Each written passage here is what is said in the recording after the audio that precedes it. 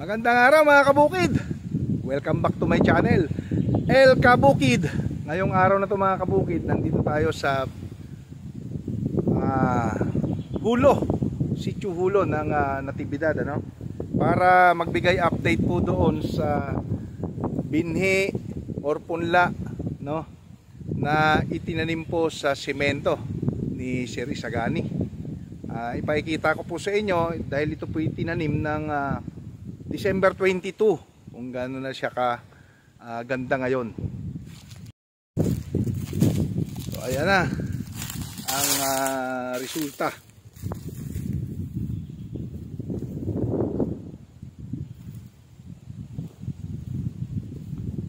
Tanim po ito, transplanter machine ang ginamit.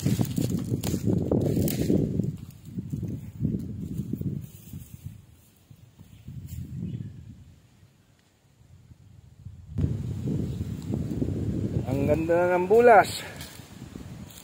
Napasabugan rin po ito ng abono. According sa isa sa nag-iintindi ng bukid nito, ito po ay hindi nakaranas ng pamumula. Yung po kasing iba, pagka naglilipat tanim, binunot mo at transfer mo sa kanyang permanenteng taniman, ay namumula, no? Or naninilaw. Pero ito ay hindi daw po naka-experience ng ganong problema. Ito po ay 2 hektarya hanggang doon sa dulo. Panaymin ko naman ang konting oras si Boss Michael, no? Isa sa nag-iintindi ng bukid na ito, no? Para patutuhanan na yung ating bagong lipatan may hindi po siya namula dahil nagamitan po ng ating CHC Agritech Activator. Hindi pa yata ito na-spray ng Farmer's Friend. So, magandang tanghali Kuya Michael. Magandang tanghali naman po. So sabi mo hindi namula, no? Hindi na nilaw. Pumula nung tinanim. Nagdire-diretso. Dire-diretso po yung pagka-berde niya. Yung pagka-berde. So yun ang kagandahan sa ating halaman or sa ating produkto. Nakakabigay siya ng tulong, malaking tulong sa ating bagong tanim. Yung iba kasi, pinunot mo, tinanim mo, nagkakaroon pa ng parang umaarangkada uli. Dito sa atin hindi na. Tuloy-tuloy na siya. So ano na ilagay na natin dyan? Nag-abono na kayo? Nag-abono na po. Nag-abono na. Tubigan na rin. Tubigan, patuyan, ganun po ang ginagawa nila. Para pagkasakan po yung papupuno, dire-diretso siya.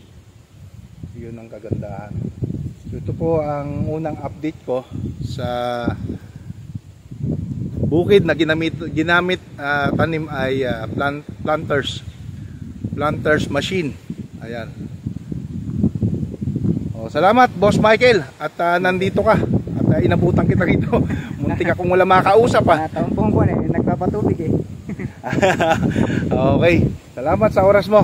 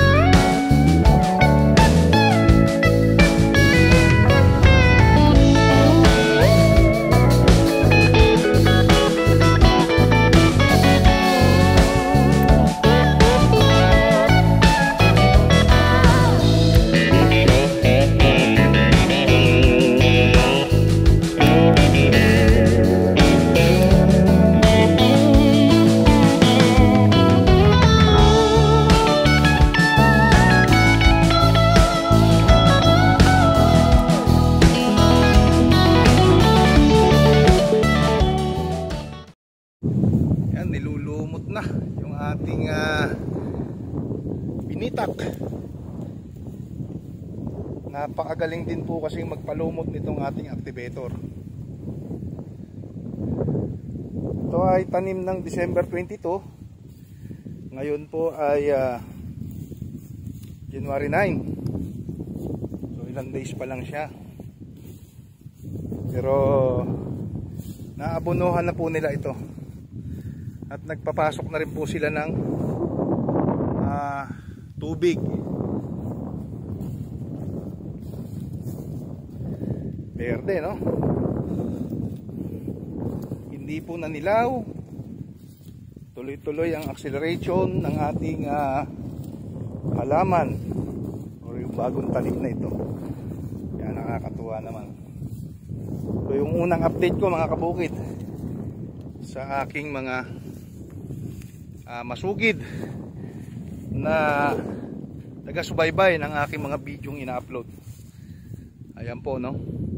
Variety 218. Ang variety ng binhing ito or ng palay na ito.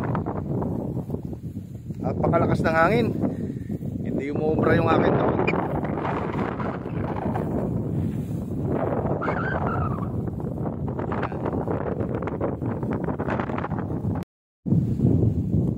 Yan lang po muna ang aking i-update sa inyo mga kabukid dito sa ating tanim na ang gamit ay transplanters machine.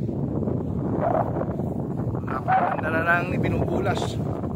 Kaya lang sobrang hangin. Napakahangin po. Kaya dito ko na muna tatapusin ang aking vlog dito sa bukid. Tanim po ito ng December 22.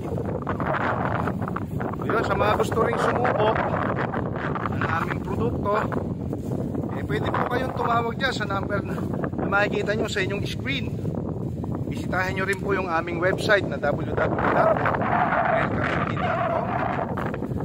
Kung mahilig ka mag-Shopee store, ito po yun. Siyempre, bisitahin nyo rin po yung aming mga Facebook pages. Ito naman sila. At Sir Sagani, shoutout sa'yo. Nandito po ako ngayon sa Hulo. At aking kino-cover po itong ating tinanim na palay or na punla para mayroon tayong update sa ating mga viewers. At kung kayo ay taga Bicos, nais mo rin po sa product, punta lang po kayo kina Sir Isagani de la Cruz. Diyan po sa Barangay Bicos, sa yung punuhan po dyan papuntang Barangay Maligaya, Sitio Pantok.